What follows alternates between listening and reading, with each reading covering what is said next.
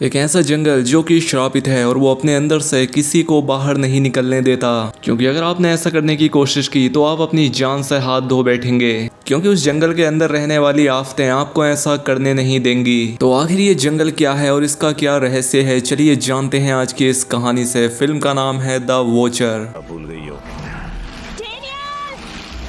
Film की शुरुआत होती है और एक सुनसान जंगल में हम एक आदमी को भागते हुए देखते हैं जो कि काफी घबराया हुआ था। वो अपनी घड़ी में टाइम देखता है और अब अंधेरा होने वाला था। वो अपनी जान बचाने के लिए एक पेड़ पर चढ़ता है, लेकिन डाली टूट जाती है और वो नीचे गिर जाता है।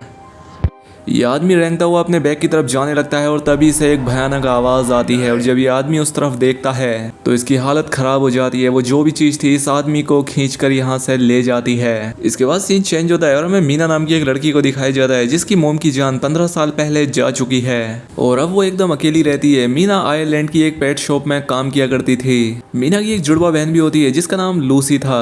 अब मीना का बॉस उसे वेलफेस्ट के एक चिड़ियाघर में एक तोता पहुंचाने का काम देता है, इसलिए मीना उस तोते को लेकर यहाँ से निकल जाती है। रास्ते में उसे उसकी बहन का वॉइस मेल आता है जो कि उसे कॉल करने के लिए कहती है, लेकिन मीना उसका कोई जवाब नहीं देती और अब मीना भी उसी जंगल से गुजरने लगती है जहाँ पर हमने उसी आदमी को मरते हुए देखा था। जंगल के अंदर जाते हुए उसका रेडियो बिगड़ जाता है और उसकी कार भी यहाँ पर रुक जाती है। मीना को यहाँ पर एक बोर्ड दिखता है जो कि उस आदमी को दिखा था जिस पर नो पॉइंट टू रिटर्न लिखा था। अब मीना उस जंगल में कहीं आसपास रहने वाले से मदद मांगने के लिए जाती है, लेकिन मीना को आसपास कोई भी दिखाई नहीं देता, इसलिए वो वापस कार की तरफ आने लगती है। लेकिन वो यहाँ आकर देखती है कि उसकी कार भी यहाँ से गायब है। अब मीना उस जंगल में खो चुकी थी। अब उसे यहाँ पर बहुत सारे पक्षी उड़ते हुए दिखते हैं। उसे एहसास होता है कि यहाँ पर कोई है और यहाँ पर उसे एक बूढ़ी औरत दिखती है जिसका नाम होता है मैडलिन। वो उससे कहती है कि अगर जिंदा रहना चाहती हो तो जल्दी से अंदर आ जाओ। मीना उस जगह के अंदर चली जाती है जो कि एक बंकर जैसा था जिसे ये लोग कूप कहा करते थे। मीना को अंदर दो और लोग मिलते हैं जिनका नाम है सियरा और डैनियल।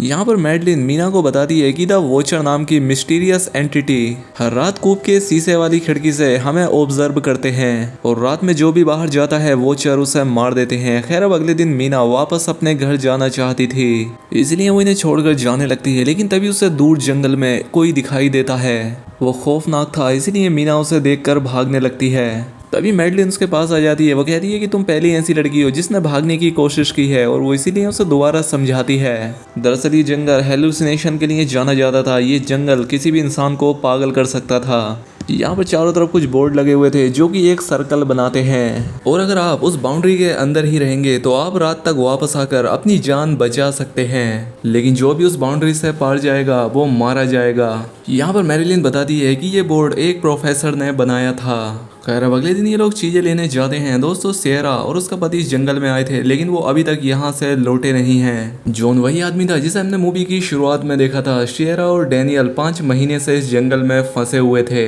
अब मीना उससे पूछती है कि ये वॉचर क्या चाहते हैं, जिस पर सियरा बताती है कि मैरिलिन की एक थ्योरी है कि वॉचर आपको पागल बना सकते हैं। यहाँ पर सियरा मीना को एक गड्ढा दिखाती है जहाँ पर वॉचर दिन के उजाले में रहते हैं और रात में बाहर आते हैं, और जब तक ये सूरज की रोशनी में रहेंगे वॉचर इनका कुछ नहीं कर पाएंगे।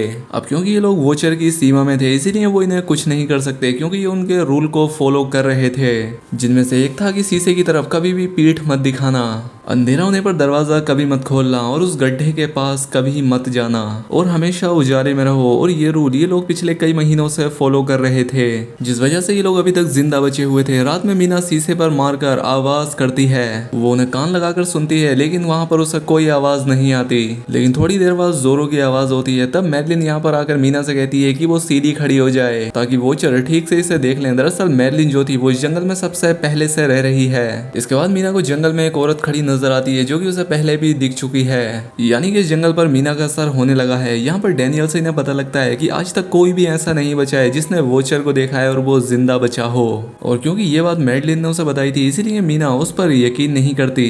वो डैनियल से कहती है कि वो मैडलिन से जाकर कह दे कि मीना जंगल में खो गई है। वो जानना चाहती थी कि वॉचर कैसे दिखते हैं। वो डैनियल से भी कहती है कि क्या तुम नहीं जानना चाहते।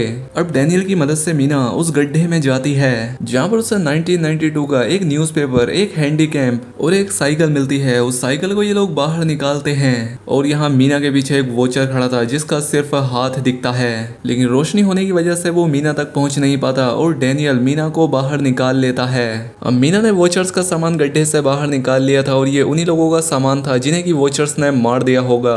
दरअसल जिस प्रोफेसर ने यहाँ सीमा बनाई थी उसने यहाँ एक पावर सोर्स भी बनाया था, लेकिन इसके बारे में इन्हें पता नहीं था। अब गड्ढे में मिले कैमरे से इन्हें पता लगता है कि इनके ग्रुप के लोग मारे जा चुके हैं, लेकिन मैडलिन उन्हें नॉर्मल रहने के लिए कहती है। वो मीना से पूछती है तुमने बताओ गड्ढे में क्या देखा।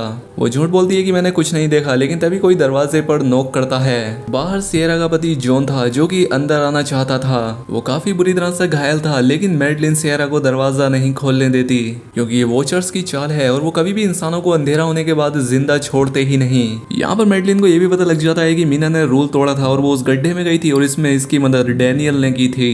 इस बात पर इनमें बहस हो जाती है, लेकिन सियरा जॉन को अंदर लाना चाहती थी, इसलिए वो मैडलिन के कहने पर जॉन से पूछती है कि बताओ मैं कौन सी बुक पढ़ रही थी, जिसका सिर्फ जॉन को पता था, लेकिन जॉन इसका जवाब नहीं दे पाता। दरअसल इन लोगों ने कैमरा ऑन करके बाहर रखा था जिससे ये बाहर की चीजें देख पा रहे थे और अब सियरा जॉन से उसी कैमरे में अपना चेहरा दिखाने के लिए कहती है और तभी हम जॉन को ये कहता हुआ सुनते हैं कि मेरी मदद करो और तभी वॉचर उसे खींच कर ले जाते हैं, जिसके बाद वॉचर कूप का शीशा तोड़ने की कोशिश करते हैं क्योंकि इन्होंने रूल तोड़ दिया था। तभी मैडलिन इनके सामने इन्हें बचाने के लिए खड़ी हो जाती है और अगले ही पल सब कुछ रुक जाता है। अब अगले दिन मैडलिन उस साइकिल को वापस उसी गड्ढे में फेंक देती है जिसे वॉचर खींच लेते हैं और अब मैडलिन चाहती है कि अब ये लोग कोई भी रूल ना तोड़ें। अब जैसे जैसे सर्दी आने लगती है ये लोग एक दूसरे के खिलाफ होते जाते हैं। सियरा अपने हस्बैंड के मौत के सदमे में थी, वो वापस उसी गड्ढे में जाना चाहती थी जहाँ पर वॉचर्स जॉन को ले गए थे, लेकिन मीना उसे ऐसा करने से रोकती है। वो कहती है कि ये जंगल तुम्हारे दिमाग से खेल रहा है। तभी इन्हें डैनियल की आवाज सुनाई देती है और जब ये जाकर देखती हैं तो पाती हैं कि डैनियल ने मैडलिन को बांध दिया था और वो यहाँ से भाग जाता है। दरअसल जंगल उसके दिमाग पर असर डालने लगा था। डैनियल को रोकने सियरा उसके पीछे जाती है और मीना मैडलिन को खोलती है। अब सूरज डूबने वाला था। मीना और मैडलिन कूप के अंदर जाने के लिए दौड़ते हैं, लेकिन डैनियल ने सियरा को अंदर लेकर दरवाजा बंद कर लिया था। अब मैडलिन मीना को एक जगह पर ले जाती है जहां पर इनकी स्मेल वॉचर को नहीं मिलेगी और तभी हम यहां पर एक वॉचर को आते हुए देखते हैं जो कि इंसान जैसा था लेकिन बहुत ही खौफनाक। वो बहुत लंबा था और देखते ही देखते वहां पर बहुत सारे वॉचर्स इकट्ठा हो जाते हैं। दरअसल वॉचर्स कूप में रहने वाले इंसानों को देखते हैं और उनकी नकल करने की कोशिश करते हैं। जब वॉचर्स कूप की तरफ जाते हैं तो डैनियल कहता है कि मैडलिन वहां पर नहीं है, इसलिए वॉचर वहां से चले जाते हैं, जिसके बाद मैडलिन और मीना वापस कूप के अंदर आने की कोशिश करती हैं। मीना किसी तरह से डैनियल को दरवाजा खोलने के लिए मना लेती है और इसके बाद ये दोनों अंदर जाते हैं, जहां जाकर मैडलिन इन्हें बताती है कि वॉचर्स आकार बदलने वाली फेरीज हैं जो कि हमसे ये सीख रही हैं कि इंसानों की बेहतरीन नकल कैसे की जाए, जिनके किस्से कहानियां सदियों से चले आ रहे हैं और अब हमने वॉचर का फिर से एक रूल तोड़ दिया है और इसलिए वॉचर गुस्से में इनके कूप पर हमला कर रहे थे। मैडलिन बताती है कि मैंने एक बार एक वॉचर को देखा था, उसने खुद का ही रेप्लिका देखा था जो कि पतली दुबली और लंबी दिख रही थी। उसका चेहरा बहुत ही ज्यादा अजीब था। जब इन लोगों को एक रास्ता मिलता है जो कि बंकर की तरफ जाता था, ये लोग वहां पर जाते हैं और ये बंकर उसी प्रोफेसर ने बनाया था जिसने कि ये कूप बनाया था और उस साइन बोर्ड को गाड़ा था। यहाँ पर इन्हें प्रोफेसर की वीडियो मिलती है। यहाँ पर प्रोफेसर जानवरों पर रिसर्च करने के लिए इस जंगल में आया था, लेकिन बाद में उसने यहाँ आकर एक वॉचर को पकड़ा जिसके साथ उसका बॉन्ड काफी गहरा हो गया था। और जब ये प्रोफेसर का लास्ट वीडियो देखते हैं तो निराश प्रोफेसर उसमें बताता है कि जंगल से कैसे निकल सकते हैं। ये कहता है कि लोग वहीं जहां उसने जंगल में अपनी बोट नदी के पास छोड़ी थी और वहां जाने का रास्ता इन्हें पक्षी बताएंगे। साथ ही वो रिक्वेस्ट करता है कि यहाँ मेरी रिसर्च को नष्ट कर दिया जाए क्योंकि कुछ चीज़ों का दफन रहना ही ज़्यादा अच्छा होता है। वीडियो में हम देखते हैं कि जिस वॉचर को उन्होंने पकड़ा था वो उसके पास वापस ऊपर कूप में जाते हैं, जिसके बाद वो उसे और खुद को मार लेते हैं, जिसके बाद वीडियो खत्म हो जाता है। अब अगले दिन ये लोग पेड़ पर लगे मास्क के सहारे वॉचर की सीमा तक पहुंचते हैं, जहां पर मीना का वो तोता इन्हें जंगल में उस नदी के किनारे तक ले जाता है। रास्ते में मैडलिन इन्हें एक पत्थर का निशान दिखाती है जिसमें परियों को कैद कर दिया गया था, जो कि एक समय में इंसानों के बीच गोट की तरह रहती थी, लेकिन टाइम के साथ चेंजलिंग की शक्तियां इन्हें डराने लगी, जिससे इंसानों और फेरीज के बीच एक युद्ध छिड़ गया और उन्हें जमीन के अंदर जंगल में कैद कर दिया गया ताकि वो बाहर ना आ सकें। सदियों तक फेरीज बाहर निकलने की कोशिश करती रहीं, लेकिन बाद में उन्हें एहसास हुआ कि उन्होंने अपने पंख खो दिए और अब वो इस जंगल को कभी भी नहीं छोड़ सकती। अब मैडलिन इन्हें जल्दी चलने के लिए कहती है क्योंकि अंधेरा होने वाला था।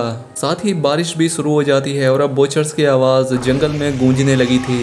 वॉचर्स अब बाहर आ चुके थे। ये लोग आगे बढ़ते जा रहे थे और आखिर में इन्हें नदी मिल जाती है। अब ये लोग बोट पर जाने लगते हैं, लेकिन एक बोचर जॉन का रूप लेकर डैनियल को चकमा देता है और वो उसे मार डालता है, जबकि मैडलिन, मीना और सियरा यहाँ से भागने में कामयाब हो जाती हैं। और यहाँ पर हम बहुत सारे वोचर्स को देख पाते हैं जो कि इस जंगल में मरने वालों का रूप लेकर खड़े थे, जिनमें से कि एक डैनियल भी था। अब मीना प्रोफेसर का नोट खत्म करने के लिए वो उसे पढ़ने लगती है, जिससे उसे पता लगता है कि एक समय पर इंसान और परियां एक साथ रहते थे, कुछ ने आपस में संबंध बनाए, जिससे इस तरह की हाइब्रिड संतानों का जन्म हुआ, जो कि दिन के उजाले में भी जा सकते थे, वो अपना रूप बदलने में भी माहिर थे, और जो मर चुके थे वो उनका भी रूप ले सकते थे। लेकिन जब इंसानों ने फेरिस को कैद कर दिया, तब इन बच्चों का क्या हुआ इस बारे में कोई नहीं जानता। अब इसके बाद मीना सियरा से मिलने उसके पास जाती है और उसे एक फोटो दिखाती है, और यहाँ पर एक ट्विस्ट आता है जिसमें हमें पता लगता है कि मैडलिन प्रोफेसर की वाइफ थी, जो कि कैंसर से मर गई थी, जिसका मतलब ये था कि जो मैडलिन जंगल में इनके साथ थी, ये वही वोचर थी जिसे प्रोफेसर ने पकड़ा था, क्योंकि प्रोफेसर को अपनी वाइफ को इस दुनिया में वापस लाने का एक रास्ता नजर आया ताकि वो वोचर उनकी वाइफ का रूप ले सके। और यहाँ पर एक और ट्विस्ट आता है, जब असली सियरा अपने घर पहुंचती है तब पता लगता है कि जो सियरा मीना के सामने थी वो मैडलिन थी, जिसने कि सियरा का रूप लिया था। मैडलिन सियरा को एक तरफ फेंक देती है और मीना पर हमला करती है। वो तेजी से अपना रूप बदल रही थी। मैडलिन यहाँ मीना को बताती है कि वोचर्स ने उसे इसीलिए निकाल दिया क्योंकि वो दिन के उजाले में चल सकती थी, वो और वोचर्स की तरह नहीं थी। अब मैडलिन मीना को मारकर उसकी जगह लेना चाहती थी। दरअसल मैडलिन आधी ह्यूमन और आधी फेरी थी, यानी कि इंसान और फेरी की बेटी। यहाँ पर मैडलिन मीना से कहती है कि तुमने देखा है कि इंसानों के अंदर नफरत और गुस्सा ही नहीं बल्कि प्यार भी होता है, और मैं जानती हूँ कि इंसान होना कैसा होता है। दरअसल मीना अपनी पहचान को एक्सेप्ट नहीं कर पा रही थी। मैडलिन मीना से कहती है कि मैं जानती हूँ कि कैसा लगता है जब आपका आधा हिस्सा ईविल हो, क्योंकि मीना की जिद की वजह से ही उसकी माँ की जान गई थी, इसलिए वो अपने आप को आधा ईविल मानती थी। वो कहती है कि मीना की तरह और भी हाफ ब्लड हाइब्रिड हैं, और अगर वो उन्हें ढूंढ ले तो वो अकेली नहीं रहेगी।